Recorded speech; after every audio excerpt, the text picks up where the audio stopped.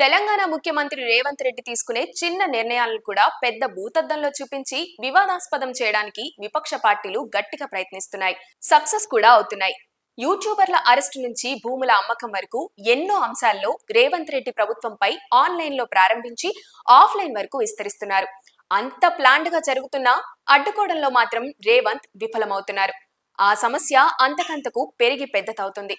పరిష్కరించడంలో విఫలం అవడం కన్నా అసలు పట్టించుకోకపోవడం వల్లే ఇలాంటి వివాదాలు పెద్ద అవుతున్నాయని అనుకోవచ్చు. కేసీఆర్ ప్రభుత్వ 10 ఏళ్ల కాలంలో కొన్ని వందల ఎకరాలను అమ్మింది. వేలం వేసి కోకాపేట్లో ఎకరం 100 కోట్లకు అమ్మినప్పుడు అందరూ ఆహా ఓహో అన్నారు. బుద్వేల్ నుంచి మోకిలా వరకు లేఅవుట్లు వేసి లెక్కలేనన్ని ఎకరాలు అమ్మేశారు.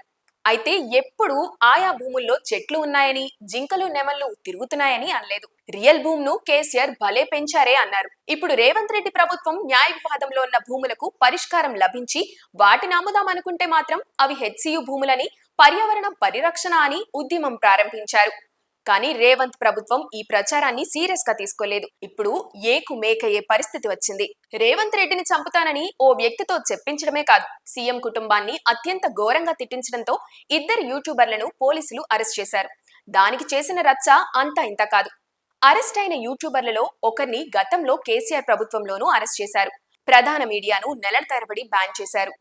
యూట్యూబర్ కూడా అయిన తీర్మాన్ మల్లన్న లాంటి వాళ్లపై జరిగిన దాడుల గురించి చెప్పాల్సిన పనిలేదు.